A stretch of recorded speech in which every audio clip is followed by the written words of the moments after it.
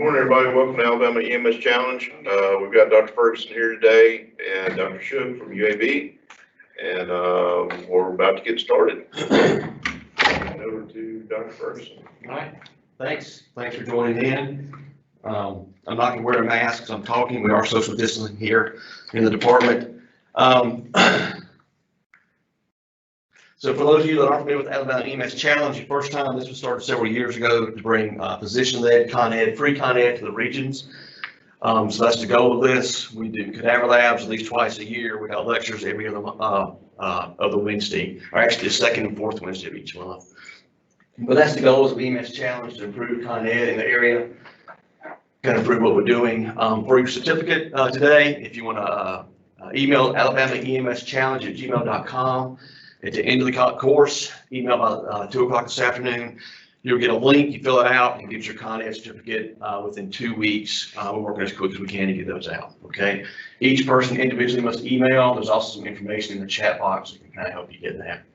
So some updates, in June we had updates to the protocols. Big things are the blind insertion devices for the EMTs. If you have difficulty with that, or you need some training, need help in this region, reach out to me. I'm happy to come out and help you with those. Remember, that's something you want to train with, practice before you get out in the field. This is new devices for EMTs. Some of these, such as the iGels, are new for paramedics as well. Easy to use, but you got to know how to use them. The other big thing I want to push one more time is TXA. TXA is an anti-clot breakdown drug that we can use in hemorrhagic shock now. It's category A. The dose is 2 grams. We changed that from 1 gram to 2 gram. We went from category B to category A. Until we get blood products in the pre-hospital world, this is a game changer. And even then, we'll still be using TXA. So it's category A for hemorrhagic shock. So the guy with the GSW in the belly, who is now hypotensive, altered, and tachycardic, he gets 2 grams of TXA stat as quick as you can, guys. So if you're not carrying TXA, it's time to get it. The drug is relatively cheap, but it's a very high yield, low risk benefit. Schedule, we got Dr. Shook from that day to talk about post-resuscitation care. Dr. Rose will be back in a couple of weeks. She's going to talk about some renal emergency, and I think psychiatric disorders. Dr. Brown's coming. I forgot what she's talking about. I also have one of our tox fellows. We have 2 toxicologists in the state, both at UAB, and one of those guys has promised to come out and do a tox talk for us on the, I want to say the 14th of October. I could be wrong. And then we're also going to take some of these things out to the fire college. We'll talk about next week as well. Our cadaver lab we had 1st of September. COVID kind of puts a limit on the numbers, but we had a great turnout there. My goal is to have another one the 3rd Wednesday in January. So it's a great way to come out and get chest decompression, IO skills, and for the flight guys, and bring you guys out there, and we're going to do surgical airways.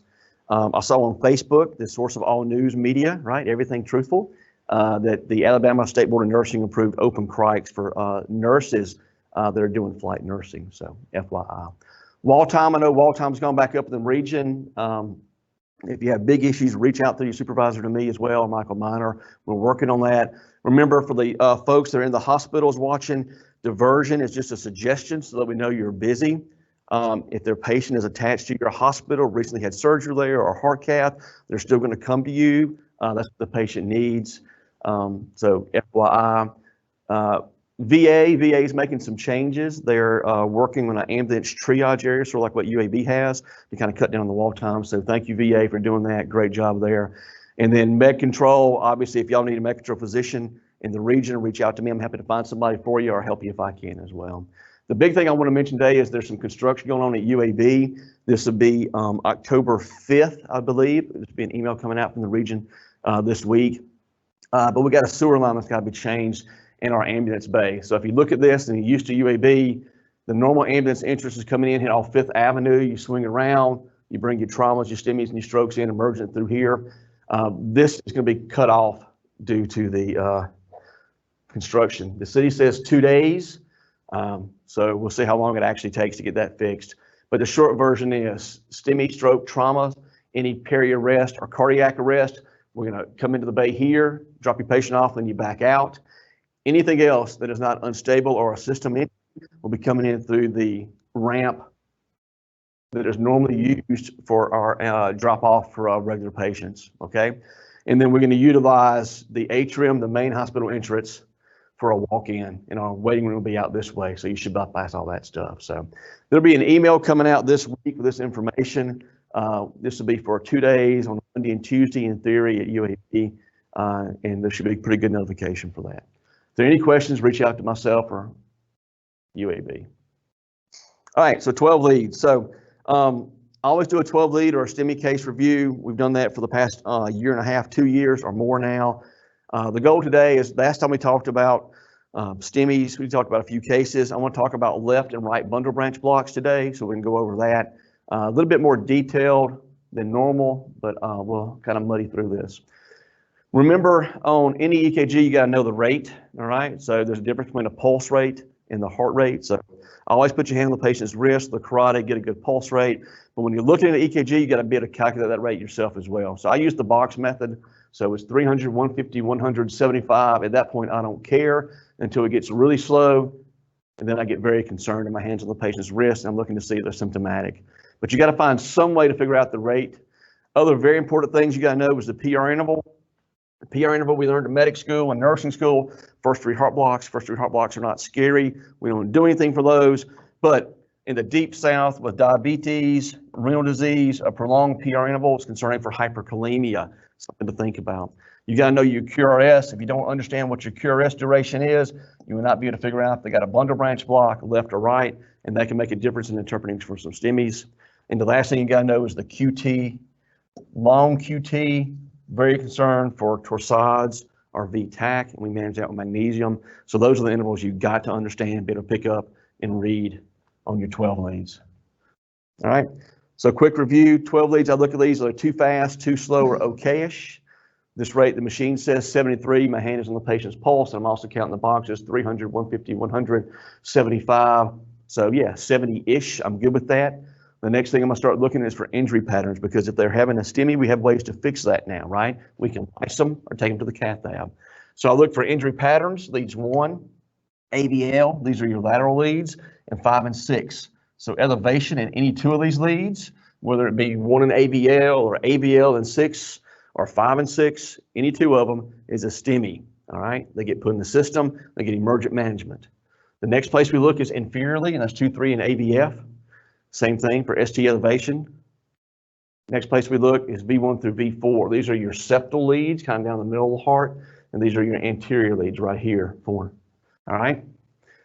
Next place we look for ST depression. So old school, we used to talk about, if you look at this and you saw depression, you turn it over and look at the EKG and it looked like ST elevation. Way too complicated, and paper is different now. But ST depression, T-wave inversion in V2, V3, or V4 is concerning for a posterior infarct. So that is a STEMI on the backside of the heart. Some people try to get fancy and move these leads and do a posterior EKG. If you got all the time in the world and you got 6 hands on the patient and you're at the hospital, yeah, it's reasonable for academic reasons. But clinically, it doesn't matter. If I see ST depression, T-wave inversion in these leads, it is a STEMI. I'm talking to the cardiologist, they're going to the cath lab, then get lysed either way, all right? So ST depression, very concerned, okay? The last place we look is lead AVR. So in 2013, 7 years ago, and still some folks don't get this, even in the hospital, we changed. So we used to say AVR was only good for lead placement. If you're up in 1, you should be down in AVR and your leads are on correctly. In reality, elevation of lead AVR is concerning for a left main occlusion, some kind of reason that you got poor perfusion starting about the aortic cusp. All right, we took away left bundles being STEMIs and got some new criteria for that we'll talk about, and we changed to AVR. So if you're up in AVR and down anywhere else in an injury pattern, laterally or inferiorly, or through your septal or anterior leads, that is concerning for a STEMI. It is a STEMI equivalent. Your machine will not pick that up.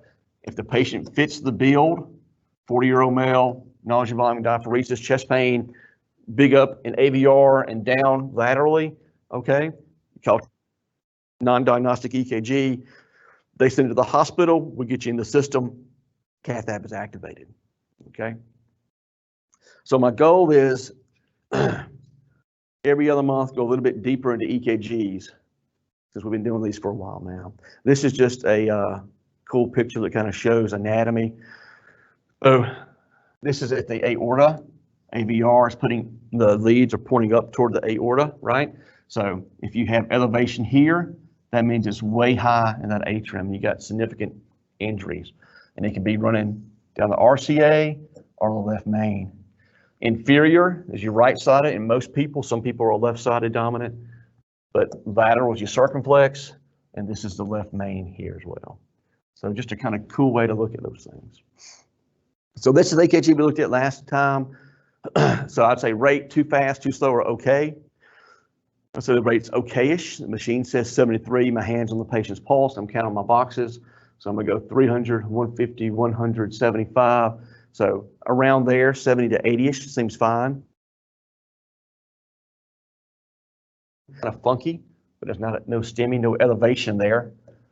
AVL and lateral does not look like a normal complex, but it's not a STEMI. 2, 3, and AVF, the same thing. V1 through V4, I got some elevation here, some elevation here, all right? Then I look at AVR, and I'm maybe up a little bit there as well. So I got some concerns now for some kind of septal or anterior infarct going on, right? So I've done my injury patterns. The next thing I'm gonna do is I'm gonna look for my intervals, maybe a PR interval there. My QRS, though, was really wide. They're saying it's 180. I know it's bigger than 3 boxes, all right? So this is a, got some kind of block in it, all right? Machine says left bundle. I'm up in V1.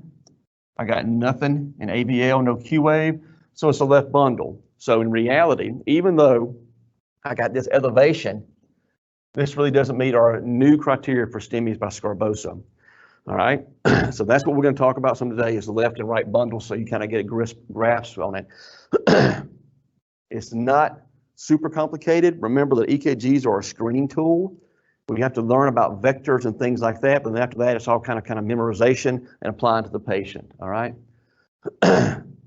Basic review, conduction, SA node, everything goes to the AV node, through the bundle, and down through the left and right bundle branch block. So bundle the His and left and right, okay?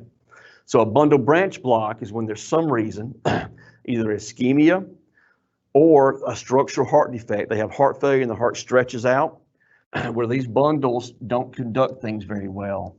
So if I had a left bundle branch block going this way, for some reason there's a scar through here from ischemia, or where the heart's gotten larger because of long-term hypertension, has to beat harder, it gets bigger, okay? So conduction goes slow through this, so that's why you get that wide QRS, okay? Vectors. So my recommendation on looking at these things is spend a few hours one night getting a grasp on the vectors. Then after that, let it go back to memorization. I relearn these vectors probably every 6 months. It's just something that doesn't stick in my mind, okay? In reality, when you're doing an EKG, electricity is traveling this way. Anything going this direction will get a positive QRS. If it's going this direction, you get a negative QRS in that lead, okay? So if I'm looking at V1 and I got a block in the left bundle, all right? It's going that direction, so I'm gonna get a negative QRS in V1. And I know everybody's crossing their eyes right now. Thank you for crossing your eyes, I appreciate that, all right? Things to remember, left bundles get a negative deflection in V1, and then I say there's no Q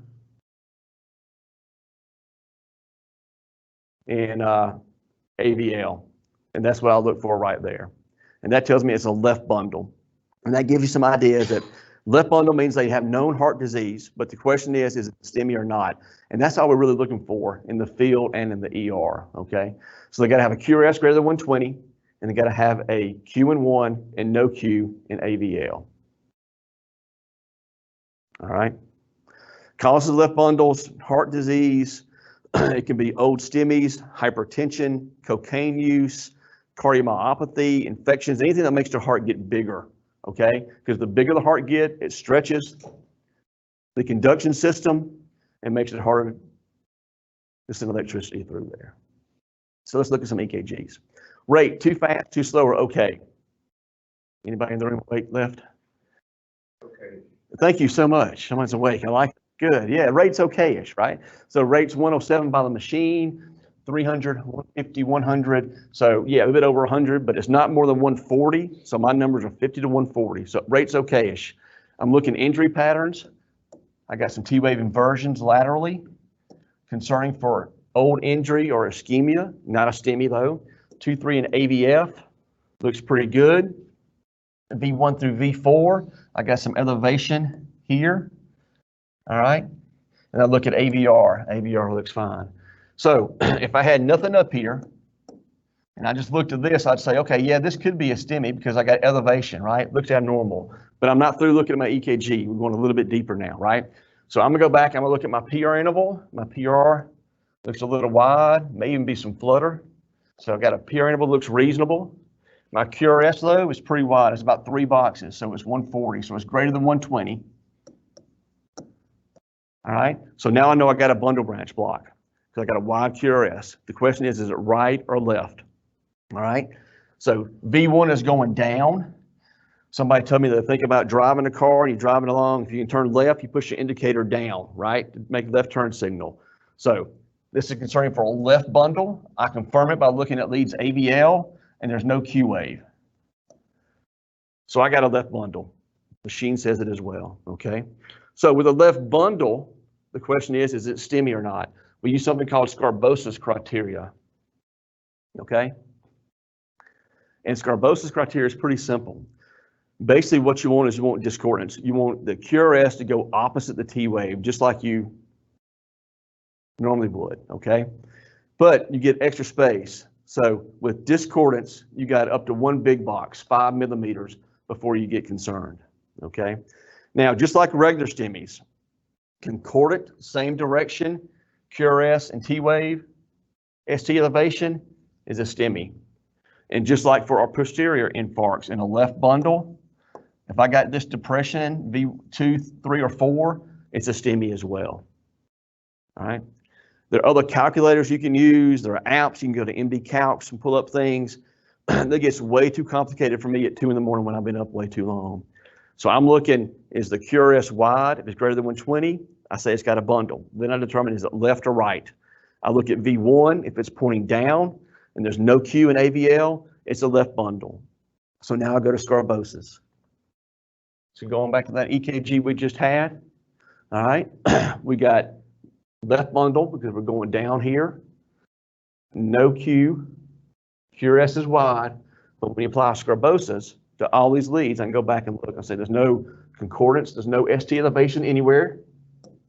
All right, 2, 3, and AVF look good. I look V1 through V4, and there's no depression or T-wave inversion, so it's not a posterior. All right. So the last thing I do is I look for concordance. I got concordant ST elevation here, or discordant elevation here, but it's not more than a box, right? A big box. So it's like 2 to 3 millimeters. So by Scarbosa's criteria, this is really not a big STEMI. Okay. The way you get better at 12 leads, determining STEMIs, no STEMIs, left bundles, right bundles, if you got to look at a lot of these. If you're reading 1 EKG a shift on your patients, that's not enough. Wave Maven is a great place. Life in the Fast Lane is a great EKG online tutorial. There's more of those, more than that out there, but you got to look at a lot of these things, okay? And some people get like confused and can get lost in the weeds in these left bundles and right bundles. It's pretty simple. Left bundles, wide QRS, V1 points down, and you got no Q here, all right? Then you can apply Scarbosa. So I'm looking at this EKG, rate looks okay-ish, my hand's on the pulse. I'm going to look, my mind already sees I got a wide QRS, so I'm already thinking I probably got a bundle branch. I'm looking here, nothing super scary. I look 2, 3 in AVF, same thing, V1 through V4. I got some ST elevation. I don't have any depression or changes there, so no concern posterior. I look at AVR, it looks good, all right? Now I know my QRS is wide, so I'm going to V1, it's pointing down, no Q, so left bundle, and I apply Scarbosa, all right? That's only a couple of millimeters, so that's not a STEMI. I got cross-eyed looks, this is great, thank y'all so much. Yes. You asked for it, you got left bundles. Scarbosa's criteria, super simple, okay? Remember the phrase discordance is good. Discordance is always good, and this is more than 5 millimeters. Concordance is bad. So posterior still count. Any ST elevation, normal ST elevation still counts as well. Okay? Any questions on the online? Or did everybody sign off because this is left bundles? We have no questions at the moment, sir. All right, what about this one? Too fast, too slow, or okay? Yeah, it's okay. I mean, it's 68, but 300, 150, 175, so 70-ish, okay? So looking at injury patterns, I'm looking at 1, AVL, I'm looking at 5 and 6. See anything concerning there? Yes, no, maybe? Yeah, 5 and 6 looks concerning, right? That makes me think STEMI, right? Very concerning. So if I was looking at this, knew nothing about left bundles or right bundles, I'd say, oh, this is a STEMI. This is very concerning. Does the machine say STEMI? No, the machine's going to say left bundle branch block and stop interpreting at that point. Okay, so this is why we got to be able to read these things ourselves and not trust the machine. All right, so we look laterally, concerns in 5 and 6. We're looking at leads 2, 3, and AVF. That looks pretty concerning to me. That's discord, so discord is good if it's a left bundle, but that morphology makes me uncomfortable. That kind of makes me uncomfortable too. All right, and I go back and I look at V1 through V4. I got some ST depression, T-wave inversion there. Really not so much there. So it doesn't meet STEMI criteria there. And I go back to V1, and V1 doesn't have any elevation. So I've done that. Now I'm gonna go back and look at my intervals, all right? I got some P waves, P interval looks reasonable. My QRS is more than 3 boxes. So it's a Y QRS, so now I know it's a left bundle. I agree with the machine, all right? And I'm gonna go look at V1. We're pointing down in V1, and there's no Q here. So now I know I got a left bundle when I apply Scarbosa. And remember, discord is good, all right? And concordance is bad. So looking at 1 AVL and lateral, this is still STEMI by Scarbosa. STEMI, still concerning. I should be getting sweaty, putting the pads on the patient, applying some pre-oxygenation, popping the aspirin, moving that way. All right, 2, 3 and AVF. This is concerning, but this is discord, right? And discord is good. So this, yeah, it looks concerning, but it doesn't really meet STEMI criteria, all right? V1 through V4, I got 1 depression here, but it's just 1 lead, so I can't call that a posterior MI, all right? But what I can do is I can say I got 2 leads with concordance, which is bad. So y'all should still be able to pick this up, even not known as a left bundle, but the machine will not. Does that make sense? Cool. And again, the only way you're going to get to fathom this left bundle, right bundle stuff is do a lot of these things, okay? Kind of get a grasp of the vectors and how that works. Get that grasp for like 2 minutes, all right? And then go back to memorization of what you need to know. We don't have to be the cardiologist. We don't have to know details. Is it an interventricular conduction delay? Is it a left ventricular fascicular block? That stuff doesn't matter clinically. But left bundle, machine not reading, us seeing this, we should be able to pick that up and realize it's a STEMI and realize that this, nah, probably not, but this probably is. Make a big difference in our patients. Again, Scarbosa. Hey, Dr. Ferguson, Yes. so the Scarbosa's criteria for concordance versus discordance only applies to left bundle branch. Correct. So what about the right bundle branch blocks that we see ST deviation in? Right, so we'll talk about that next in a second. Yeah. So left and right bundles have a few different things, so but we'll get to that in just a minute. Yeah. So Scarbosa is only for left bundles. You can apply Scarbosa to a paced rhythm too, and I should have put some of those up. I might do that next time. If you have somebody with a paced rhythm, we used to say you cannot interpret that EKG if there's ischemia or not. In reality, if you think about a paced rhythm, it's like a ventricular paced rhythm most of the time, and you can use Scarbosa to determine is there underlying ischemia with that paced patient. But that's Scarbosa, okay? All right, so again, rate looks okay. 1 AVL, lateral, 2, 3 and AVF. My mind is already thinking a bundle branch block because that QRS is so wide. I look V1 through V4. I got some ST elevation, so I get concerned. I don't have any T-wave inversion or posterior looking injury there. I look at AVR, okay? I go back and I look at my PR intervals, kind of long. All right, I look at my QRS, I confirm it's wide. So now I know I have a bundle branch block. The next thing I do is I look at V1. V1's pointing down, like you're turning left, right? Left, right. Thank you for laughing. Nobody else laughed. Like you're turning left, correct? So going down, V1, there's no Q here. I have a left bundle. So now my mind goes to scarbosa, all right? The only leads that were concerning are these septal anterior, and this is the most common lead. You can see issues with it, all right? So remember, discord is good. QRS goes one direction, T-wave goes the other. That's good. It's not more than one big box, okay? Discord is good. Discord is good. Anybody get that joke? No, probably not. I was very proud of myself at one this morning making that joke. All right, so one more left bundle.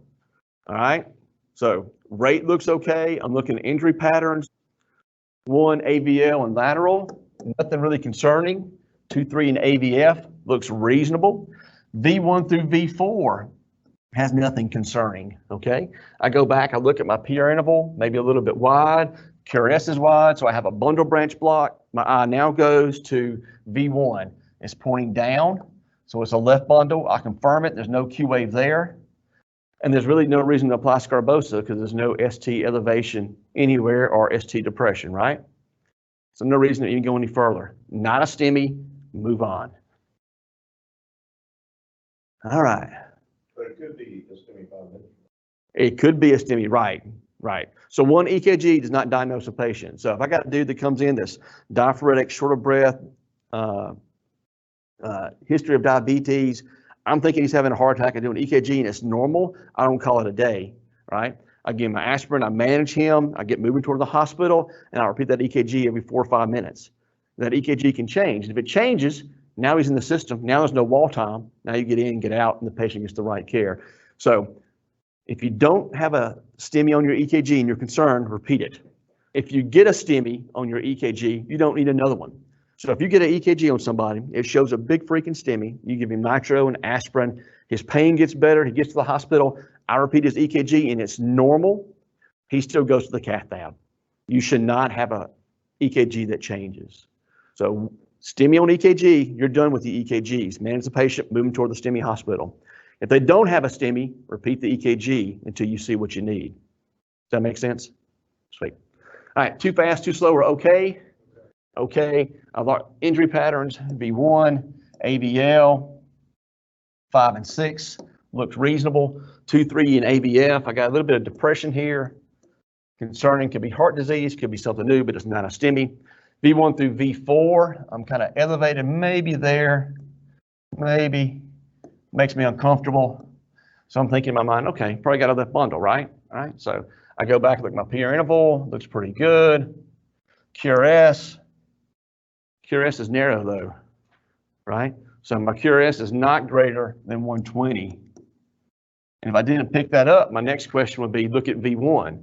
And V1's pointing down, so it's a left bundle. And I might think that this is reasonable, but the QRS is not greater than 120.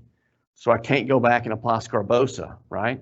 And if I squinted or didn't have my glasses on, I might even say there's no Q wave here. There is a little one, all right? So if I thought this was a left bundle and scarbosa was applied, dude's not having a STEMI. But in reality, his QRS is less than 120. He's having a big STEMI, right? So that one's kind of tricky, all right? So you got to be able to figure out your intervals. If you don't realize that QRS is narrow, you just hose this dude. Okay? Or, I can't say that word. You just hose this person. I was going to say chick, but you can't say chick either, I was told. So, all right. Cool. Questions? Are you a Run DMC fan? It was way before my time. Yeah. Inappropriate humor. And then we'll move on. All right. So too fast, too slow, or okay. There's not a number up there. Now you're freaked out, aren't you? Right? It's okay. It's okay-ish. Yeah, it's okay-ish. Yeah. It's between 50 and 140 for sure. If I do my box method, 300, 150, 100. So maybe 90 to 110, something like that. Doesn't really matter. All right. So it's okay-ish. Injury patterns, I'm already thinking maybe a bundle branch block, because that's kind of wide. 1 AVL and lateral. All right, 2, 3 and AVF. Then I look at V1 through V4, and I see this, and that makes me very concerned, right? Because we know that that's a posterior infarct, that's a STEMI equivalent, it goes in the system. If it's a left bundle branch block, it still goes in the system, right? Because that's concordant ST changes when we apply scarbosa. But I go back, QRS is wide, so now I go look at V1. And which way is the QRS pointing in V1? Going up, right? So we got an upward deflection in V1. So it's not a left bundle branch block. So I don't apply scarbosa. This is a right bundle branch block. You think about right-sided going up, turning right. Does that make sense? Maybe not, forget that. So look at V1. If the QRX complex is going up, it is a right bundle. All right, remember down is left, up is right. Okay. Yeah, that's like a turn indicator going up. Yeah, okay. Yeah, I don't use mine anymore. So I got liability and collision insurance now. I'm good. So this is a right bundle. So right bundles, you do not apply scarbosa. All right. All right. So the question is this a STEMI or not a STEMI now? And this is where your question came into play. So in complete right bundles, you're going to see T-wave inversion ST depression here. So you're going to see that, and that's a normal finding in a complete right bundle. The caveat is not everybody has a complete right bundle. And if they were symptomatic, shortness of breath, chest pain, appropriate history, I would still consult cardiology. I may not send them to the cath lab without card seeing them, but I'm going to talk to cardiology. But complete right bundles, you're going to see this T-wave inversion, ST depression, and those posterior leads or septal anterior leads. So right bundles, you got an upward deflection, a big R wave in V1. Sometimes it's notched, sometimes it's not, but it goes back to the same thing. So we got someone who has the right side of the heart is pretty enlarged.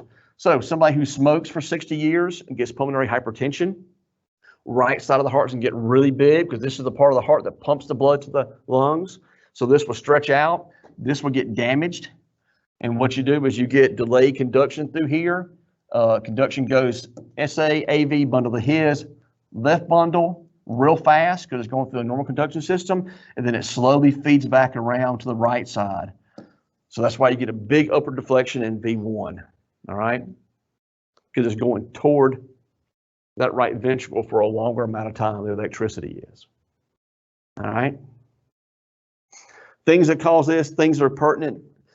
So for me, when I think right bundle branch block, I always think about acute causes of right-sided heart strain. So PE being the big thing. So if you get a big PE, okay, it makes it really hard to pump blood into the lungs, all right? And so that right ventricle stretches and you get conduction delay through the whole right ventricle. So you get a right-sided defect and you get a bundle branch block. So PE is the big things. People who have congestive heart failure, people on dialysis, people who have fluid body overload, it stretches that right side of the heart, they'll get right bundles. Most of the time that's chronic involvement, happens over the course of months to years. But anything that jacks up the right heart is going to give you a right bundle branch block. So you see a lot of right bundles out there. Questions, comments, statements within reason? All right, so rate too fast, too slow, or okay. I'd say it's a little bit fast, but not concerning. It's not 140, 300, 150, 100, 1 AVL, 5 and 6. That makes me uncomfortable. 2, 3 and AVF. That makes me a little uncomfortable there. That looks okay. V1 through V4. I got this stuff. That's very concerning. That's not criteria, but it's concerning. I'll look at AVR. A little bit up and I'm down everywhere. So you think could be a proximal aortic injury, or STEMI occlusion, all right? Then I go back and look at intervals. PR looks reasonable. QRS is a little bit wide. I go to V1, it points up. So I know it's a right bundle. So this is not quite as scary. All right, for a STEMI. Now, if his SATs are 84%, he's breathing 40 times a minute, he's diaphoretic, what's he got going on?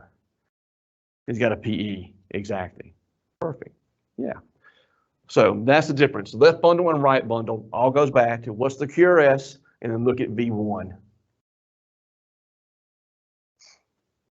Another right bundle. Rate looks okay. My QRS is wide. It's more than 3 boxes. So I look at V1. I'm pointing up in V1. I got this depression here. It's a complete right bundle. So not super concerning. And that's the patient's story or exam is.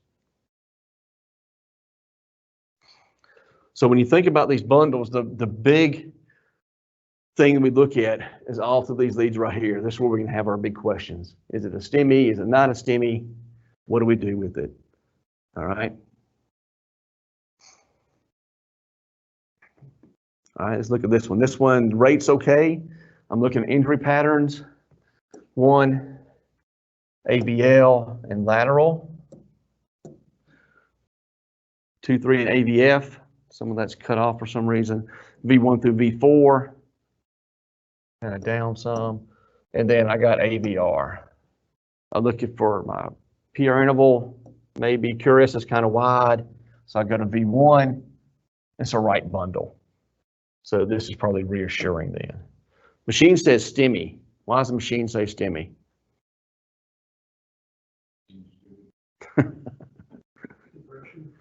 Yeah, so it's saying lateral ST elevation, consider acute. So I'm not really sure. This may be some artifact. You also think about people with right bundles are very prone, and left bundles are prone to have an AFib, aflutter. It could be an extra atrial beat, okay? I'm not convinced there's not a T wave and 2 P waves there, so it could be reading this. Sometimes the machine would read this as a posterior as well, all right? So it's kind of confusing, but you can look at this and you can feel at ease that it's probably not a STEMI. You think it's a right bundle, rate controlled, okay? So if we got that in the field and the machine says meets ST elevation MI criteria, they should be entered in the STEMI system? Yes, at this point in the game, they should be entering the STEMI system, yes. My goal would be that we would say no in the future. I would say, oh, this is Medic John or Medic Betty, all right? And they read the EKG and they say, oh, no, that's not a STEMI, move on in, all right? Or that is a STEMI, machine says no, we put them in the system. We're not there yet, but we should get there one day. But for now, if it says STEMI, you can put them in the system.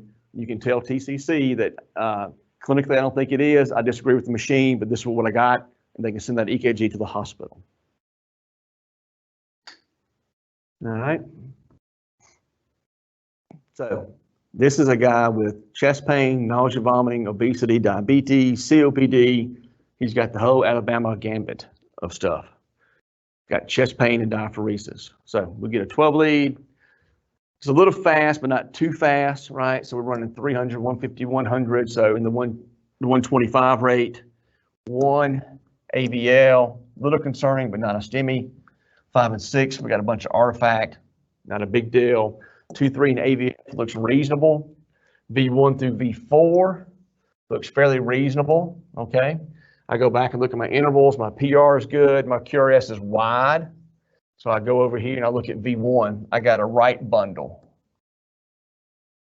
Okay. So what's the difference between this right bundle and the last right bundle we looked at? Yeah, there's no depression on that. So you think, dude's got a big freaking right bundle. Why is there no depression? So this actually is concerning. So now we got a guy who should have ST depression, T-wave inversion normally, and it's flipped. So this guy makes me uncomfortable because this could be a STEMI equivalent, okay? This is not one that I'm gonna send straight to the cath lab. This is one I'm gonna talk to cardiology, and they'll make the decision, does it go to the cath lab now? Do we wait for some blood markers to see what's going on? But correct, he should have depression down through here because he's got a right bundle, and he doesn't. That makes me think he's got an elevation, and that could be a STEMI going on, so good eye. Does that make sense? Sort of, kind of? And again, there's no way, I don't expect you to grasp left bundles, right bundles today if you've never looked at these before, but it's something you gotta start looking at because we're moving toward you guys being able to interpret on 12 leads without help in the future. We got to get that way, guys. So start looking at these things. All right, too fast, too slow, okay. Rate's okay. V1's fine. AVL looks good. That makes me uncomfortable. It's not a STEMI, but it's uncomfortable. 2, 3, and AVF, it makes me uncomfortable, not a STEMI. V1 through V4, I got some elevation here, elevation there. Very concerning, right? I would say potentially a STEMI at this point in the game, but I know, look at AVR, and I'm up in AVR. So this is very concerning, especially with this lateral T-wave inversion. I still want to finish my exam, so pure interval looks fine. QRS is wide, so I'm thinking, is it a left or right bundle? I look over here, and I got a right bundle. So I got a right bundle with ST elevation and leads V1, V2, and also AVR and some lateral changes. So this kind of meets two criteria, the AVR and the right bundle. So very concerning EKG, all right, and the machine actually said yes too. So I must be right. Cool. Another, rates okay-ish. That morphology makes me uncomfortable. It's not a STEMI, but makes me uncomfortable. That makes me uncomfortable. 2, 3, and AVF looks reasonable. V1 through V4, we got this big ST elevation. You should not miss that, right? I still look at AVR. I go back, look, I don't really see a PR interval. It could be too fast, or it could be an AFib. I know by putting my hand on the patient's pulse, okay? I look at my QRS complex. My QRS is a little bit wide. It's greater than 120. I go over here, I got a right bundle, okay? And I still got this elevation, so it makes me even more uncomfortable because that should be way low, right? So this should be down like that. So big freaking tombstones there, big STEMI with a right bundle. Hey, Dr. Ferguson, does the machine, I know you said the machine stops interpreting once it detects a left bundle branch. I believe so. Is that true with the right bundle branch as well? I guess not. It doesn't say right bundle up there, though, does it? I honestly do not know. So one of the LifePak guys sent me the algorithms, how they interpret this stuff, and the book was so long I have not looked at it yet. I can tell you that you cannot trust the machine. The machine is not 100% accurate. I think the machine made a good decision here saying acute MI. All right, but I think that we still should be able to read these things and interpret and recognize that this looks bad on a regular patient, but then when you add the fact they got a right bundle, it should make you very uncomfortable that you got a big portion of that septal or anterior part of the heart dying off right now. High risk for VTAC, VFib arrest, high risk for going into heart block. More bundles. Last one. Rates okay. All right. So QRS is a little bit wide. 1 AVL, 5 and 6 look good. 2, 3, and AVF, you can't see. 3, that's okay. V1 through V4, big ST elevation. All right, AVR looks reasonable. I go back and I look, I'm AFib probably. Don't see any good P waves. QRS is wide. So I look at V1, I'm pointing down. So it's a left bundle. I confirm it at AVL, no Q wave. So I now apply Scarbosa to my ST elevation. All right, so not more than 5 millimeters, not more than 1 box there. It is more than 1 big box there, but it's not there, and it's not there. So I only have 1 lead that meets Scarbosa, so that is still not a STEMI at this point in the game. Cool. Thank you for not drooling and falling asleep. That's pretty close though, right? So that's, that patient. So If that patient were symptomatic, you'd really want to do some more 12 leads. right, correct? so I'm not stopping this 112 lead. He's going to get one every 2 or 3 minutes. Okay. All right. And the other thing is, if he looks like dirt, If he's diaphoretic, has a great history, I'm still going to call cardiology. Okay. All right. So we used to say that with left bundles, if you couldn't compare it to an old EKG, and they had a left bundle and chest pain, you caught them having a heart attack until you got biomarkers, blood tests back. Those blood tests took hours to days back then. We don't say that anymore. However, somebody could have a freaking heart attack that damages the heart enough, they go from a normal sinus to a left bundle and don't meet Scarbosa.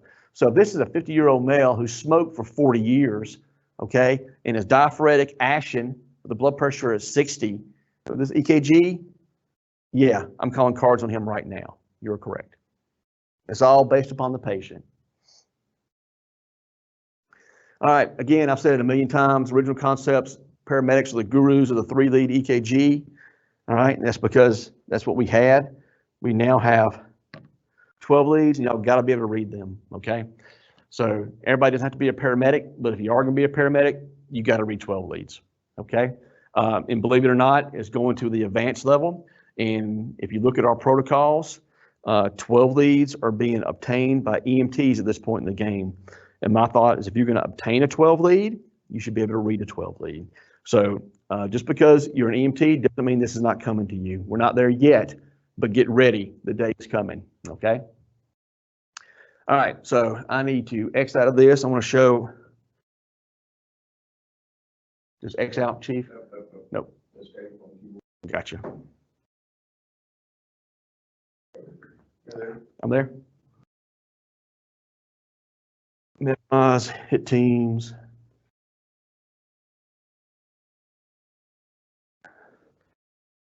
All right, sorry, sir. My technology skills are moving slow. You remember where you said PDF? They're just right there. Okay.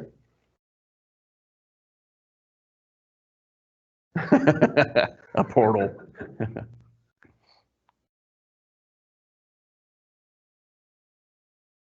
Perfect. So what I want to start doing is going over an article every class with us as well. Not super detailed. Some of these you should have access to them in a chat box somehow. If not, you can find these online. This is out of the pre-hospital emergency care. This is the EMS Physician Organization journal. So it's all geared toward pre-hospital or inter-facility care. So this is a study they did out in New Zealand, okay? And basically what they're doing out there is medics are delivering TPA or TNK for heart attacks, for STEMIs. So what they're doing is they arrive on scene, patient has chest pain, they get an EKG, it shows STEMI. This study looked at them calling the doctor and saying, hey, confirm this is a STEMI. Do I want to give him a lytic? The same thing we do in the hospital, and then come to you, versus the medic get on scene, look at the EKG, says it's a STEMI, and not call the doctor and give him a lytic if it's appropriate, and the outcomes, okay? So this is New Zealand. We're not doing this here in Alabama. There are some states where medics do give lytics. So when I was in Tennessee for a while, some of those medics are given Retavase, which is a 1-dose lytic for people having STEMIs, okay? That's why it's very important you go through that STEMI checklist and thrombolytic checklist we talked about so many times before, all right? But basically what it's saying is that pre-hospital fibrinolysis, okay, thrombolytic provided autonomously by paramedics without direct physician oversight is safe and feasible. Oh, it's not gonna let me draw. It's safe and feasible, okay? It also shows that they had a shorter length of stay in the hospital and better outcomes, because the old joke about time is muscle for heart attack and strokes is actually real, right? So the sooner you life somebody and open that vessel up, the better they are. So this again pushes the fact that at some point in the future, we're going to be doing these things in the field. American healthcare likes going to the cath lab better, all right? There are probably better outcomes long-term when folks go to the cath lab and get a stent in for the disease process. However, if someone's having a STEMI, we can open that vessel up a little bit and get flow downstream, preserve function, them not going to heart failure, and then cath them a couple of hours or a day later, we got better outcomes. So lytics are coming to the pre-hospital world one day, all right? Lytics are coming. All right. The other article I wanted to touch on, especially since a lot of places, there we go. We got the grant in the region for the Lucas device and the life packs, fantastic work. Very excited about the Lucas device coming. This was a study that came out just the other day in JAMA, and this is free online. Y'all can pull, or it should be in the chat box for us as well. But basically talks about association of intra-arrest transport versus on-scene resuscitation. So in short, stay and play versus load and go. And it's shown that in medical cardiac arrest, things that are not time dependent, staying on scene, playing, so to speak, manage that patient, much better outcomes. This is not for the patient who is in hemorrhagic shock from a gunshot wound. This is not for your patient who has an ectopic pregnancy and is bleeding out. This is not for your strokes. This is not for our STEMIs because right now we can't treat those in the field, right? We got to get them to get licensed or cath lab. But your routine cardiac arrest, all right, these folks, we should be staying on scene and trying to manage them.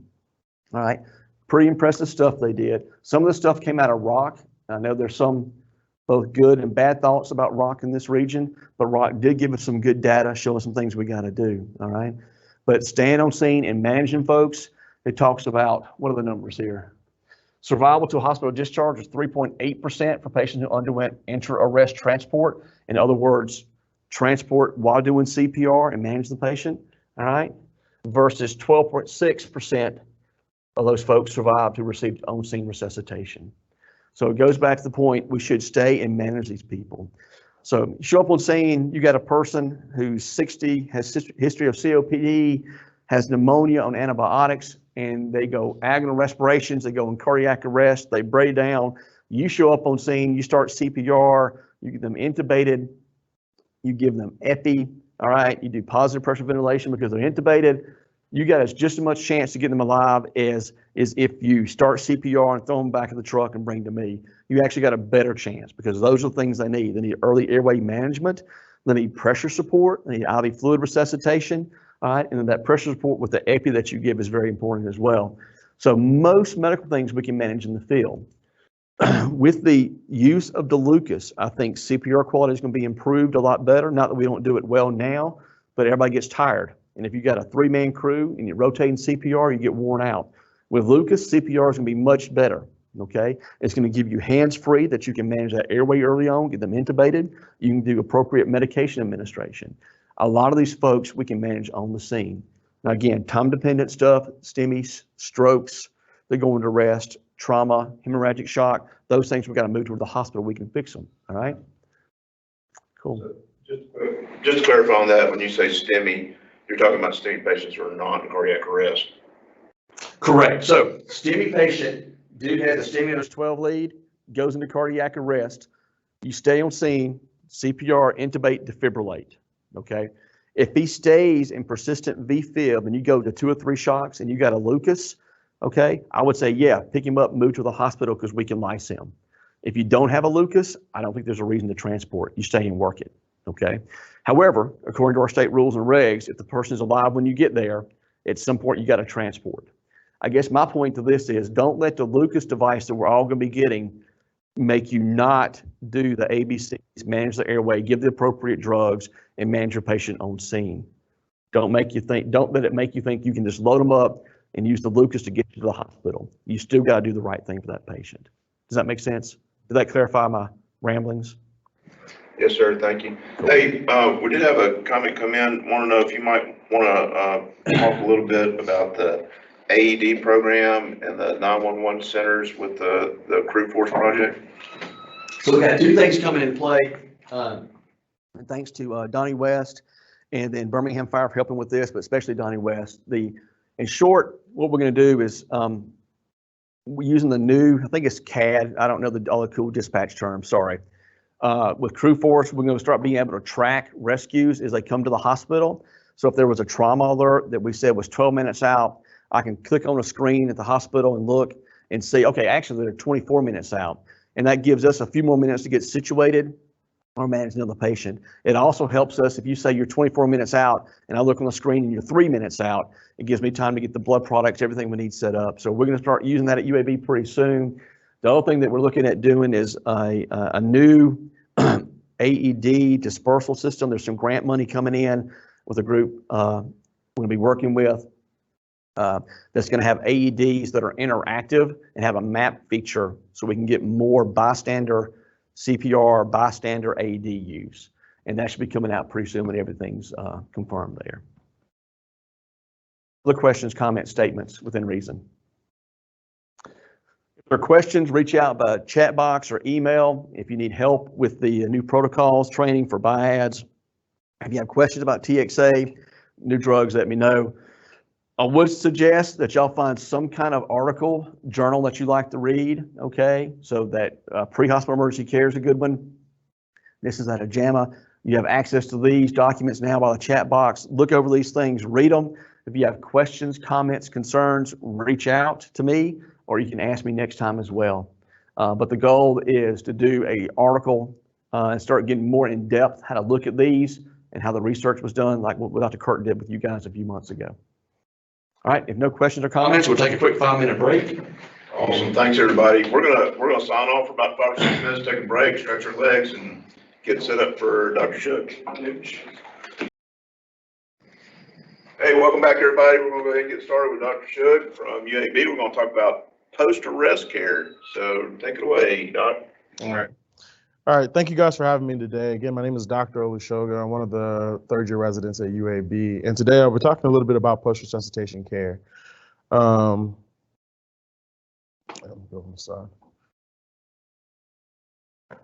I want to start off with a case, and this is a case we had back in July of this year. It was a 69-year-old white male, past medical history of diabetes, hypertension, congestive heart failure. Came in, he actually called EMS he was having some chest pain, shortness of breath. Upon their arrival, they told me, patient, he was awake, he was alert, was diaphoretic and hypotensive. They got a 12 lead and they said it was concerning. They placed him on a stretcher, and basically as they're about to transport, he becomes unresponsive. The initial rhythm on the monitor they got was ventricular fibrillation. They started ACLS protocol. They immediately shocked him at 360 and they achieved ROSC. He was still confused, not really protecting his airway. They placed a supraglottic airway, put in the IO, and transported him to UAB. They transmitted the EKG prior to arrival. The cath lab was activated 20 minutes prior to their arrival. And this was RPS 104. And I don't know the exact name of the crew that day, but I sent a text to Dr. Ferguson because it was fantastic in my opinion. There are so many timely things that happened during this resuscitation. Granted, this is a very favorable resuscitation, but I wanted to go over the timely interventions that happened that made a difference in this guy's life. For example, one of the big things was early defibrillation, right? They recognized the initial rhythm on the monitor. They knew that was an unstable rhythm and they shocked him appropriately, okay? The next thing was airway, right? I think sometimes, even as providers, we can get kind of happy and try and intubate patients, but they knew that they weren't capable of putting a supraglottic airway.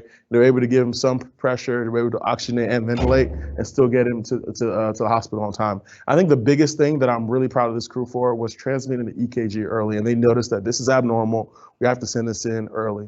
We were able to get that patient into a room, get an IV in, aspirin, Tycac, and he was in the cath lab in 10, 15 minutes. And that made a difference, okay? So the interventions in the pre-hospital setting saved this man's life. And again, I want to say thank you to that crew, okay? All right, so I can't talk about post-resuscitation care without actually talking about, the resuscitation. And I know you guys are all qualified. You've all been through ACLS courses and whatnot. But again, I think I would be doing a disservice. I didn't highlight the important things, okay? And I think, again, AHA guidelines, they always recommend quality chest compressions, high quality chest compressions, right? Or a rate of 100 to 120, okay? 2 inches of depth with your chest compressions. Allow for chest recoil. All right, those are some of the highlights. Also, early defibrillation, okay?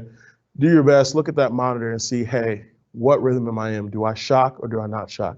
Is asystole a PEA? Do I continue with my chest compression, my high quality CPR, or am I in VFib or pulseless VTAC? Do I need to shock? And also end-tidal CO2 is your best friend, okay? If you have end-tidal CO2 that's less than 10, you need to work on your chest compressions, okay? That means that you're not doing good enough chest compressions, all right? Also, other things I just want to highlight again about the ACLS protocol. Let's talk about our drugs. Remember, epi 1 milligram every 3 to 5 minutes. Our doses of amnio, 300 milligrams is your first dose. Your second dose is 150. Also, I know this is not on here as well, but dopamine as well, just the doses of that. That's, I think it's 5 milligrams to 20 milligrams mg per kg per minute IV or IO, okay? And that's as a drip if you have dopamine. But also when you're resuscitating patients, remember, always keep in mind your H's and T's. Think, why did this person code? So that can guide your resuscitation, okay? And you'll get that from the history, from the patient's presentation, and we're gonna go over that later on in the presentation. But these are things that should be going through your head as you're resuscitating the patient. All right, again, I put this slide on here just so we can go through the H's and T's, right? So these are the most common causes of why patients arrest, okay? And so when we say H's and T's, so our H is hypovolemia, okay? Are they volume down? Is it a trauma? Is it hemorrhagic shock, you know? Do they need fluids, all right? Hypoxia, your patient with asthma, COPD, or I had a guy the other day who came in from a nursing home who's eating a white bread sandwich and just had a food bolus, and he coded, you know? So these are things you gotta think about, you know, do they just need oxygen, all right? Try and ventilate them. If you can intubate them, give them positive pressure, that's fantastic, okay? If you can't, throw in a supraglottic airway, LMA, give them some oxygen, okay? Hydrogen ions, things I worry about with that, especially with acidosis, is usually my dialysis patients, okay? They usually come in acidotic and stink, okay? Think bicarb, okay? Hyperkalemia is usually what I usually think about more than hypokalemia, all right? But again, we're thinking calcium, insulin glucose, bicarb. Hypothermia, that's usually, we don't usually see that in this part of the nation, but in the literature, this is something they see a lot actually out, you know, when it gets a lot colder. But yes, you have a lot of homeless people that come in who are unresponsive, who are in cardiac arrest because their core temperature is 30 degrees Celsius, okay? Hypoglycemia, always check the sugar, always check the sugar. That is something that even sometimes I forget to do, but always check the sugar, all right? Toxins, you know, are drug addicts, is they shooting up before they code, you know, is this an hypoxic arrest? It's just somebody who's been TCAs, you know, somebody's been using their antidepressants, a suicide attempt. These are things you need to think about as well. Cardiac tamponade, again, not the most glaring thing, but something you should think about, right? If they have Beck's triad, you know. If they have a history of a pericardial effusion, keep that on the back of your mind, okay? Tension pneumothorax, especially in the setting of trauma, especially penetrating trauma. Again, hypotension, distant or lung sounds, JVD. You need to call your online medical director, try and decompress that chest if you're concerned. And the next one is thrombosis, whether that be cardiac or pulmonary. Could it be a giant MI, like our case we had that we started with, or could this be a giant PE, you know, saddle pulmonary embolus? These are things you should worry about, okay? Do they need thrombolytics? Do they need to go to the operating room? Do they go to the cath lab, okay? And also remember, trauma is another cause of your H's and T's. I've got a couple of questions. Yes, sir. Come in. So first off, I've got a question. So one thing that we've run into just occasionally here is incident-involved arrest, an intubated patient with very enthusiastic chest compressions going on, and we start seeing blood come up into the ET tube. Yeah. Are you, we've actually started just going ahead and doing bilateral chest decompressions for that.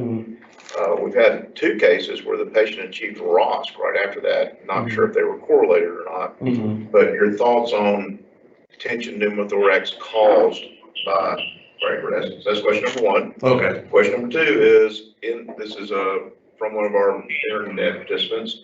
In the future, would there be a reason that we could not approve the use of epinephrine 1 to 10,000 for the setting of cardiac arrest for advanced EMTs? Thoughts on allowing advanced EMTs to give epi 1 to 10,000? So I think so the second question is a little bit harder, but for the first question, if you do believe there is a tension pneumothorax, go ahead and decompress. All right, because that's more life-saving and more time dependent. Okay, especially if you have any, especially what I said, hypotension, JVD, and distant lung sounds, just go ahead and do it. And sometimes it's kind of alarming, especially when blood's coming through the ET tube. Even when that happens in the emergency department, for the most part, I mean, we basically just suction them out and just make sure we're still delivering oxygen, because that's the most important thing. When you do chest compressions, when there is trauma to the chest, yes, you will have some bloody, frothy sputum. That's sometimes is a byproduct of things, okay? But if you're concerned about tension pneumo, go ahead and decompress the chest. The epi question, I'm not sure when that would be approved or not. I'm not sure or anything like that. Yeah, so I think it's very reasonable. That's something we should start pushing for. I mean, advanced or doing IV, they should, yeah. Right. Yeah, I kind of agree too. The pharmacology training and the advanced EMT program is pretty robust now. Epinephrine, they're already learning that, the 1 to 1,000 to treat anaphylaxis. Yeah. So You know, it gets a little different when we talk about the anti-dysrhythmias because they haven't been taught cardiology or electrophysiology yet. But epi, I think that's pretty reasonable. I think it's a good idea. All right. Thank you guys for the questions. All right. So sudden cardiac arrest, right? In America, sudden cardiac arrest, if we look at the etiology of sudden cardiac arrest, it's 50 to 70% on average is primary cardiac, okay? Other things can cause it, but primarily it's cardiac 50 to 70% of the time. So you wouldn't be wrong for thinking, hey, this is a heart issue anytime you have a sudden cardiac arrest, all right?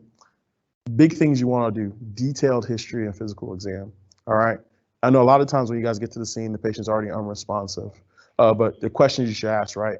Their downtime, that's very important. That guides our resuscitation when they get to the hospital. That helps us know, is this somebody that is going to require prolonged resuscitation, or is this somebody that we go ahead and just call it, okay, or stop our resuscitation? There was a study done in the New England Journal of Medicine, I want to say, where they showed that downtime, some people say less than 10 minutes, you know, the chances of you achieving ROS is anywhere from like 40 to 60%. Anywhere from 11 to 20 minutes, you go down to the 30s to 40s. After 20 minutes, is like less than 20%. Okay, so downtime is a huge thing. Okay, do they have good bystander CPR? Okay, was this a witness cardiac arrest? These are questions that you should try and ask. I know it's kind of chaotic, especially when you go to these scenes, but if you get those questions, that can help us out, especially if you guys achieve ROS later on. Okay, a good physical exam. Okay, looking them over from head to toe, ABCs. All right, getting the airway. These are all very important things. Vital signs. Hypotension was a big deal in the previous, the case I brought up, right? Because especially when you have somebody with those signs and symptoms and hypotension, again, cardiac, okay? This person needs fluids. They're probably preload dependent. It's usually a right ventricular, or usually an infarct that's causing things, all right? And EKGs. I think the EKG is probably the most important tool that you guys have in your arsenal that can help with the resuscitation other than ACLS protocol and meds, okay?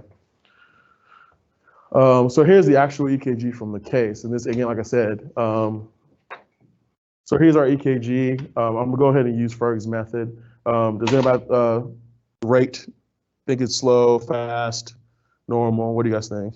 Fast? Yes, fast. And again, you look at 1 in AVL, 2, 3 AVF, and then you look at the anterior leads, right? V1 through V4, and you can see giant SD segment elevation with some depressions in V6 as well. But this is what they got prior to the patient going into ventricular fibrillation. So this is your anterolateral acute MI, okay? So yeah, that came straight from the field.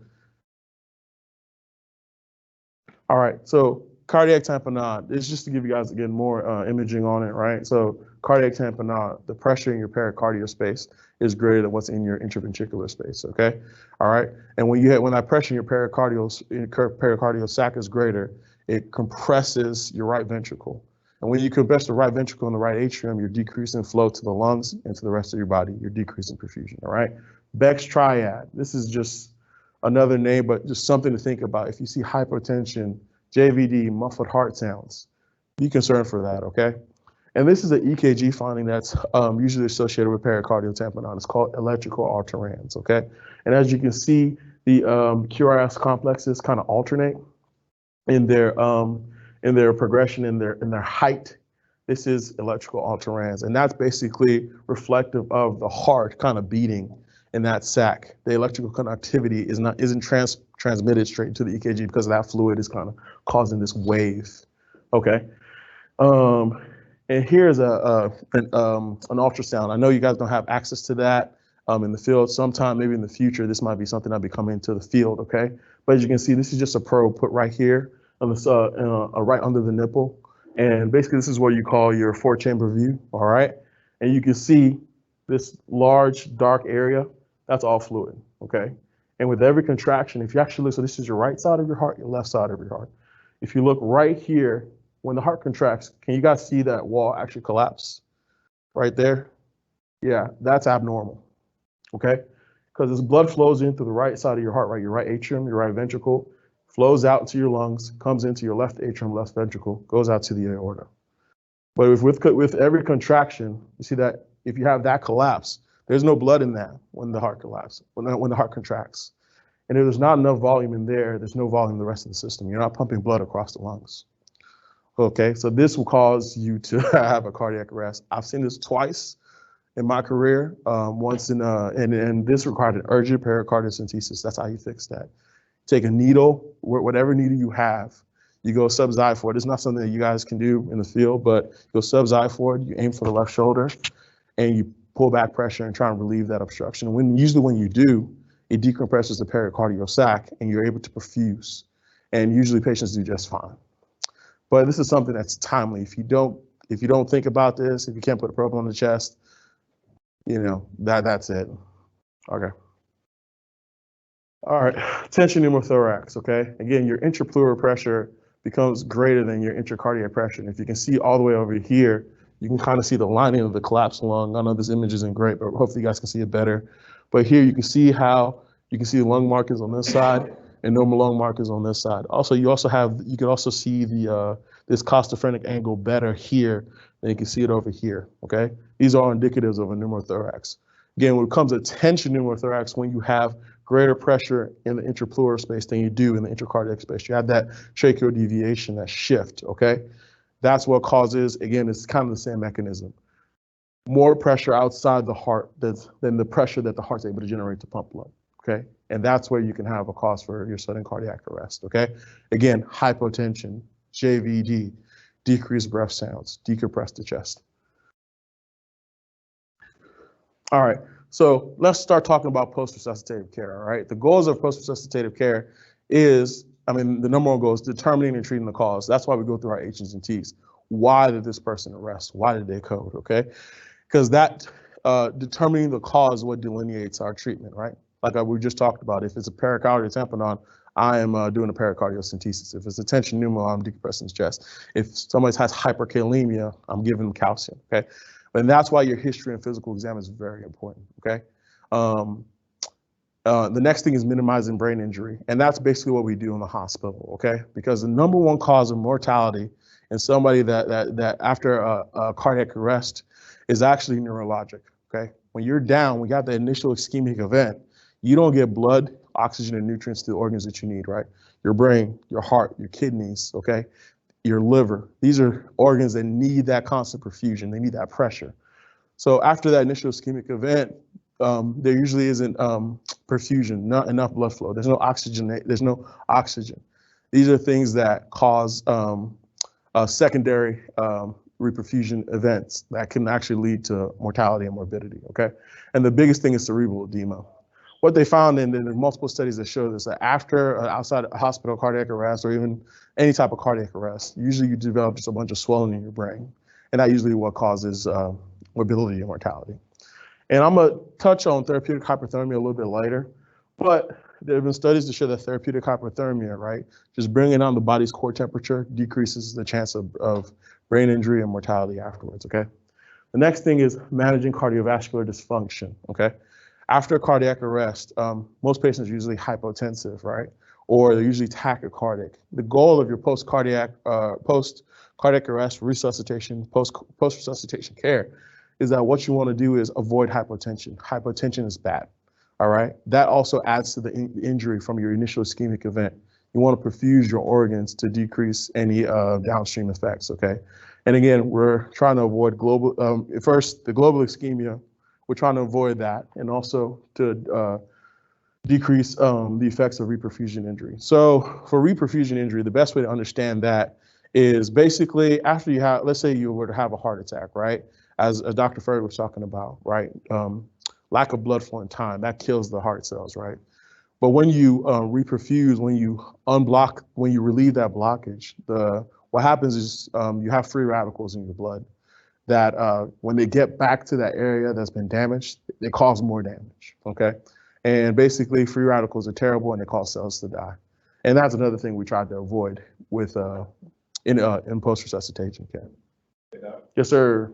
Hey, so we got one quick question came in for hypocalcemia, you said. So I think that he may actually be meaning hyperkalemia as well. Do you prefer calcium chloride or calcium gluconate? So basically, what's the difference in the emergency acute setting between those two drugs, calcium gluconate and calcium chloride? Yeah, honestly, I think when I've seen somebody with a hyperkalemia, I don't care what type of calcium you got. Calcium is good, whether it's calcium chloride, calcium gluconate. The only thing I know is that sometimes calcium chloride, rather have through a central line, and calcium gluconate, you can give IV. That's the only big difference that I know of. And one burns and one doesn't. But calcium. So sometimes. So in the cardiac arrest setting, we're not really that concerned about whether it burns or not. Yeah. Calcium Does chloride. anybody carry calcium gluconate at all? We used to only carry calcium gluconate several years ago. They improved calcium chloride. I know calcium chloride is a little cheaper and a little easier to get for us, or is here at this agency. So that's what we carry, is the calcium chloride. But calcium chloride is central line usually. But I mean, at this point, somebody is having a cardiac arrest from hyperkalemia.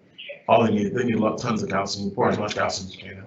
So I appreciate you talking about preventing hypotension post-arrest to prevent brain injury or to prevent secondary brain injury. So one thing that we've done here is if we have a peripheral pulse or can get a good blood pressure and they're normotensive or hypertensive, then we don't do anything.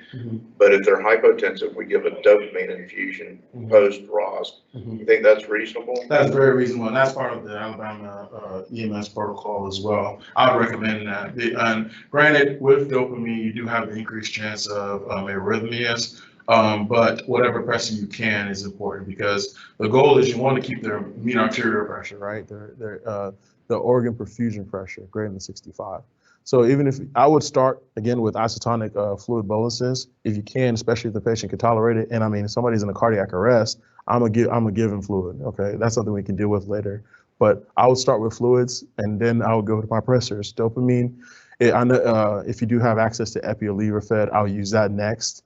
And then after that, we're thinking inotropes. You know, do we need Mironone? Do we need dobutamine? And then after that, we're talking more advanced things like, you know, a balloon pump or something like that. But yes, I would do fluids and dopamine. And again, that's 5 milligrams per kilogram per minute, IVIO, 5 to 20. And I'll go from there, titrate up. And also always talk to your medical director, okay? And they'll definitely help you out with that. Gotcha. So this next, this is a table I got from Up to Date, okay? And again, just common causes of sudden cardiac arrest. Just kind of refreshing that. Keep going through your H's and T's because that's basically what we do during resuscitation. Again, is this an MI? Is this an arrhythmia that's causing things? Is it a prolonged QT, tamponade? Is this a pneumonia? Is it sepsis? Is this just keep running through these lists in your mind, okay, when you're resuscitating, because that's going to guide your resuscitation and your patient's going to have a better outcome. Okay, again, history, questions to ask. Again, downtime. How long were they down? Because it matters, okay? The circumstances, were they shooting up drugs and they coded, you know? Or did they miss dialysis for a week and they coded, okay? Or were they having chest pain, shortness of breath prior to the day? Were they coughing up blood, you know? Were they on antibiotics? These things are very important, okay? And witnessed arrest and good bystander CPR. These are things that have been shown to improve outcome of patients, okay, in sudden cardiac arrest. And also preceding symptoms. I think generally with these 3 questions, we can have a really good idea about what happened, okay? But it's as simple as that. And if you can, usually if you give me these 3 things or these questions, it helps their care. Because with these 3 questions, we can kind of decide, does this person need hypothermia, you know? Or is this somebody, you know, we're sending to the IR suite with, you know, interventional radiology, or are they going to the cath lab, okay? These questions do matter, and they can actually affect their hospital stay and probably even their discharge if they make it. Physical examination, ABCs, airway, breathing, circulation, okay? Always run through that in your mind, okay? And if you can, secure an airway and assist with ventilation, okay? Positive pressure if you can. So there was a study done in the New England Journal of Medicine, all right, where they looked at endotracheal intubation versus a supraglottic airway, all right, prior to, after outside hospital cardiac arrest. And what they found is that there is actually no difference in discharge, or they also looked at like their disability from their neurologic injury. And what they found, there's no difference. So the reason why I'm bringing that up is, you know, especially when you're in the field and there's, you know, things are chaotic and you're trying to get that airway, if you can't get it the first time, stick an LMA in. or just bag them up, you will still have the patients still have good outcomes, okay? At this point, there's no evidence showing that there is a difference, okay? So if you can, a King airway, just anything in there, and just give them, just give them oxygen, okay? And if you can get them to the hospital, the outcomes are the same, all right? Okay, circulation as well. Make sure that you check their pulse rate afterwards. You know, tachycardia is expected, especially after epi. If you have bradycardia, that is abnormal. When you get bradycardia, I always think, you know, this is abnormal cardiac response, okay? Is this hypoxia? Is this a metabolic abnormality, all right? Just keep that in mind, okay? And also any signs of hemorrhage or overdose are things just to look out for in a physical exam. Baseline neurologic exam is very important. It's something that we do all the time. Always look for your brainstem reflexes after you achieve ROS, okay? Does the patient have a pupillary response? Do they have a corneal response? And corneal response, again, you just kind of tap the cornea, and when you irritate the cornea, your eyelid's supposed to close, okay? Oculocephalic reflex, and this is maybe a little bit more advanced, but basically what you do is just you hold the patient's head and their eyes are open, tilted side to side. And what should happen is their gaze should be fixed. That's normal. If their gaze isn't fixed and their eyes are moving side to side with their head, that means that there's a lot of injury, okay? Because your eyes are supposed to stay fixed if you move your head side to side. Do they have a gag? Do they have a cough? Calculated GCS. Because if you guys tell me, hey, my initial baseline neurologic exam was poor, and I will relay that to the hypothermia team, they're not going to offer this patient hypothermia. This is somebody that we're going to talk to the family and let's discuss goals of care. Okay. Also, again, if your neurologic exam is they have hemiparesis and not moving one side of their body, you know, that is 9 times out of 10 is an intracranial lesion, okay? I'm trying to get that CT head and figure out, do they have a giant stroke that caused them to code, okay? So again, your neurologic exam is very, very important. Diagnostic and testing, again, like I said, EKG is very, very important, especially after a cardiac arrest, you know. I think maybe in the future we'll move to the point where ultrasound be in the field and we'll be able to get different images. But definitely CTs and MRIs are something that we can't get out in the field. But again, those are important post-cardiac arrest. Again, the reason why we get all this imaging, lab testing, troponins, all these crazy labs is because, again, we're trying to determine the etiology, because the etiology, like we said, delineates what intervention is indicated, okay? Also, I think we all know this, but emergent reperfusion therapy results in good outcomes, okay, when timely. And also pay attention to your intervals and T waves and blocks, okay, on your EKGs. So I included a couple of EKGs here that we can go over again, okay? So this one doesn't look very pretty, right? So what's the most glaring thing you can see on this EKG that kind of scares you, right? These tall T waves, right? These peak Ts. That's something that's concerning. Also, I don't see any P waves. Also, look at our intervals, especially here in 1 and AVR and AVL, okay? This is classic hyperkalemia EKG, all right? The next thing that happens with this patient probably has a potassium of 7 or 8, all right? And the next thing you're gonna see is they're going to a sine wave, all right? And this is somebody you're pouring grams of calcium in, okay? Like 2 to 3 grams just to get them to have a heartbeat, okay? So this is the EKG. I've seen it 3 or 4 times in my career in 3 years, okay? It's very common, especially with your dialysis patients, all right? If you see this, you should be very concerned, all right? And I'm happy that Ferg was doing blocks today because I also included this in the EKG. So what if you had a patient that came in that called chest pain, shortness of breath, let's say they arrest, and this is the EKG you got right after. They have no history of this, all right? So what do we have here, right? So, okay, we're sinus, left axis. All right, we're looking at, again, 2-3 AVF, and got some 2-wave inversion and depressions in 1 in AVL. And you look here, your QRS is wide as well. You have a left bundle branch block, okay? And when you have a left bundle branch block right after, and it's with somebody who doesn't have a history of a left bundle and a complaint of chest pain, shortness of breath, and they code, this is somebody I'm calling the cath lab because this meets STEMIC criteria. You have a new left bundle and you also have that story, okay? Things to think about. It's not just classic. This is something I'll be like, hey, I need you to start the cath lab right now, okay? So yeah, left bundle. All right, hemodynamics, right? Maintaining adequate blood pressure in patients with post-cardiac arrest, right? We said hypotension leads to secondary organ damage. We want our MAP goals greater than 65, okay? There are even studies to show that patients with chronic hypertension, you actually want your MAP goals to be anywhere from 80 to 100, okay? But that's something that you can deal with later. I think 65 is a good goal. That's the general consensus amongst most providers, okay? Fluids if you can, dopamine infusions if you can, all right? And then also, when they get to the hospital, we'll deal with intraarterial monitoring and art lines and all that stuff. But yes, you want to maintain perfusion of greater than 65, usually to the first couple of days afterwards, to make sure you don't have any secondary neurologic injury. Okay, let's talk about therapeutic hyperthermia, and that's like the, I won't say that it's been, I mean, studies have been going on for a while, since like 2014, 2015, but basically, all studies have shown that when you, after a cardiac arrest, regardless of the cost, it doesn't matter which H or which T, all right? If you bring the patient's core body temperature down, some people say 32 to 36, some people say 34, there's different ranges, okay? But studies have shown that you decrease the amount of neurologic injury and you improve their outcome. It's been shown to decrease cerebral edema. Like we said, after an initial ischemic event, the brain doesn't get oxygen, doesn't get nutrients. After the injury, it kind of swells. And that swelling is what causes the neurologic injury, which is the most common cause of death after sudden cardiac arrest, okay? Hypothermia is, hypothermia is shown to improve neurologic outcomes, okay?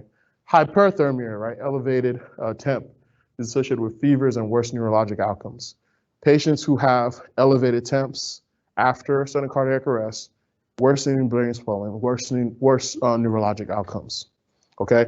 And to be honest with you, if I were to resuscitate somebody, spend all that time and energy, and they come out and they're a vegetable, you know, that's kind of, not to me, I'm not saying it's a waste, but I would rather have better outcomes, okay?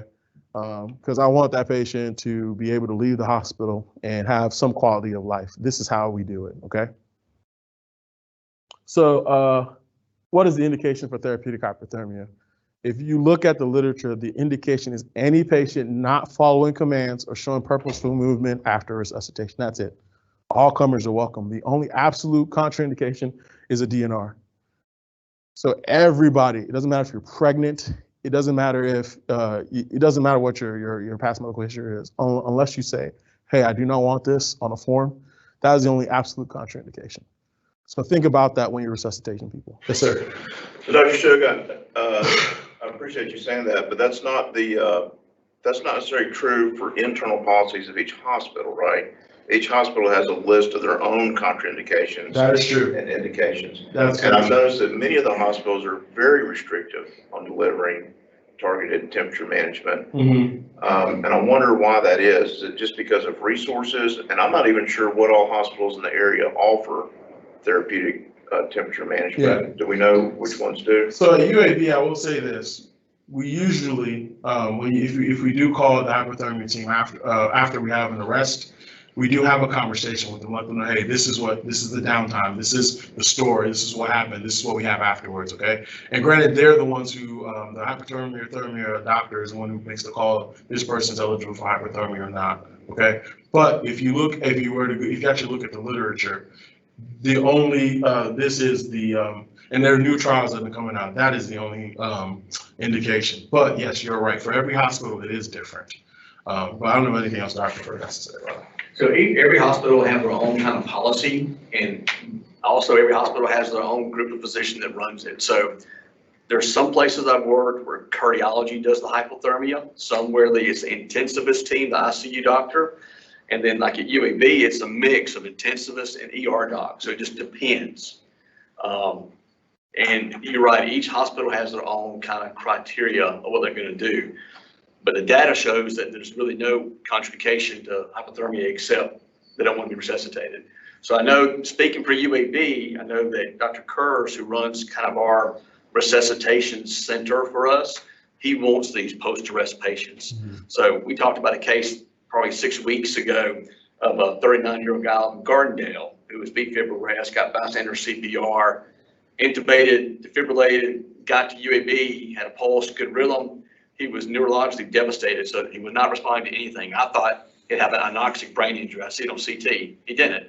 Short story is he got hypothermia, was extubated 2 days later, and is doing well.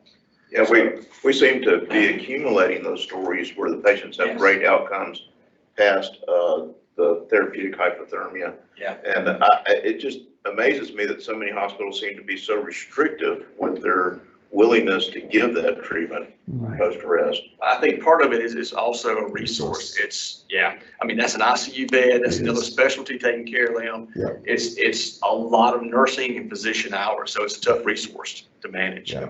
I will interject one thing, Dr. Shug, that you mentioned time down several times. And so actually, you know, I get pretty frustrated with that, and maybe I'm off base. Maybe I should change my thinking pattern, but I don't really even want to hear guys when we arrive and the patient's in cardiac arrest. I really even hate for them to ask bystanders how long they've been down, because it's one, it's almost never right, and two, it just deflates everybody if they say something like, if it's noon and they say, well, I saw him last night at 10 was the last time I saw him. Well, that doesn't mean they were in cardiac arrest at 10. You're right. And it kind of deflates everybody's attitude. I just think that's really unreliable information unless we witness the arrest. Exactly. So those are things that we as providers take into account, especially when we talk to people about. That's what I mean by good detailed history, you know. And I get it, right? It is unreliable. You're getting it from a bunch of sources. But again, if we were to look objectively at the data shows if you have a reliable time, it does correlate with the percent of their. Yeah. So that's the reason why I'm bringing it up. Yeah. You know, you do have to just look at it objectively. You know, not to say you take it for its face value, but objectively, it does matter. I guess what I would say is, I don't know. I tend to say unknown if I didn't see him go into arrest, or witnessed if I didn't see him go into arrest. And that's fair, and that's very fair. But also, I think, and I think especially as us being emergency providers, You know, another thing you have to realize is allocation of resources. That's a part of our job that we don't like to talk about. But the truth of the matter is, you know, there's only so many people, so many Zoll catheters, so many hypothermia teams they're available. I think as providers and with our level of knowledge, we have to be able to discern who is going to have a better outcome with those resources that we have. We don't have everything. If we did and we lived in a perfect world, it'd be great, but we don't. So this is why we're doing this. This is why we're talking about these things. We need to be able to make those decisions to save lives. To save lives that we can. So like Chief was saying, from the field responders perspective and from an ER doc perspective, we work these codes like this is a salvageable person every time. Okay, we give the best effort we can, but we still got to get that data, downtime, past medical history, their wishes, things like that, to determine if there's appropriate to go to hypothermia or go to ECMO or something like that. So even if we get that data, we still work them hard and do the best we can, because, you know, we're seeing folks that we get resuscitation or ROS back that were asystole or PEA, things we didn't think were happening 10 years ago. Yeah, we actually have a better resuscitation rate with asystole right now using CARES data than we do with shockable rhythms. Right. So the point of that is work every code like you can save that person and it's your family member. Get the data you need. And if that data is discouraging, it doesn't matter. You're still working hard. And then we work as a team between the field providers and the ER docs and make a decision. Do we call the code? Do we not call the code? And then when we get to the hospital, we'll make a decision between the ER providers and the hypothermia resuscitation teams and determine, are we going to go even further or not? Thank you guys for the questions, and thank you, Dr. Ferg, for helping out. Just talk general protocols for hypothermia. Again, the different regimens, different ways people do it. I've seen people do it as far as putting ice packs in the axilla and the groin, also using cooling blankets, cooling vests. Some people do like cold normal saline infusions, okay? So there's this question that came up the primary way to actually cool somebody is to have a Zoll catheter. I know you guys know what central lines are. There's a long central line that they insert in the groin. It goes all the way up to the mid-abdomen. It sits in your femoral vein and goes into your IVC, okay? And basically what it does is it measures your core temperature, but then also by just adjusting the machine, it kind of circulates cool saline, and actually is how you cool people after a cardiac arrest. That's the preferred method. But you could also do it on the dialysis machine. There's multiple ways to do it. But while I was doing this presentation, the question came up, and I was thinking, so in the pre-hospital setting, is cooling after outside hospital cardiac arrest effective and safe? And there's actually been studies about this. This is a study from the Journal of Critical Care. And from the title, The Efficacy and Safety of Pre-Hospital Cooling After Outside Hospital Cardiac Arrest, it was a systematic review and analysis. I think they looked through, I'm not sure how many papers, but basically it was a randomized control trial, which means high level of evidence, okay? And basically they they taught a bunch of outside hospital providers how to try and cool a patient after achieving ROSC, okay?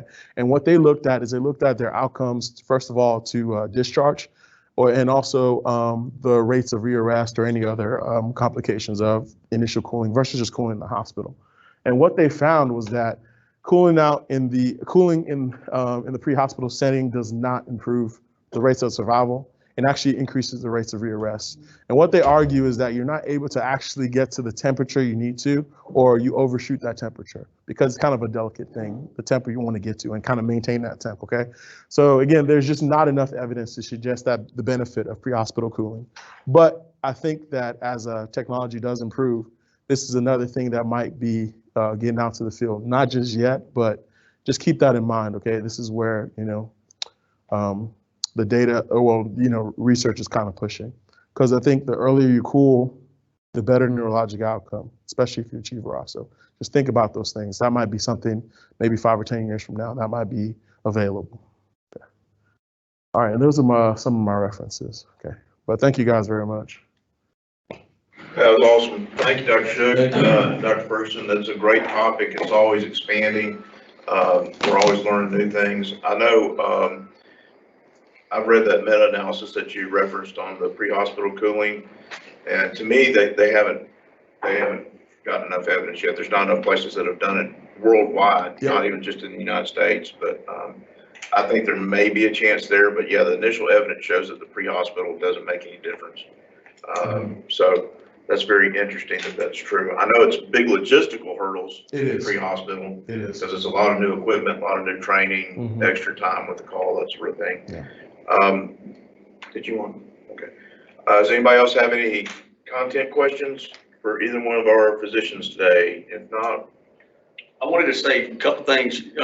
You mentioned ultrasound in the field. I know that some of the paramedic programs are purchasing ultrasounds to train down. That is a real thing coming in the future. There's a device out there. I don't sell it, but it's called the Butterfly. It's an ultrasound. It's about $2 to $3 grand.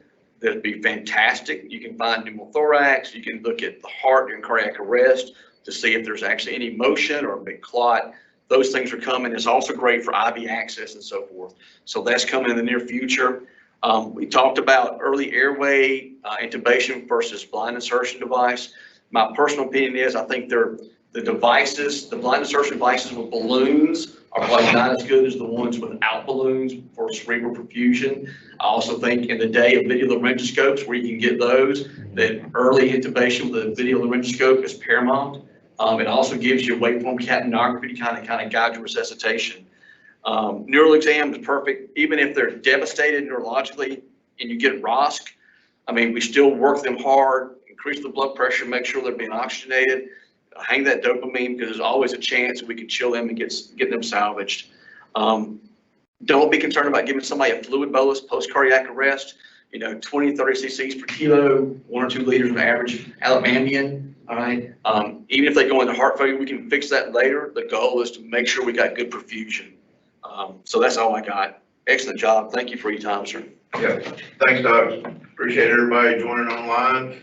And that wraps it up for this time. See you next time. It's our code. Oh, I'm sorry. The password for today is POST, P-O-S-T.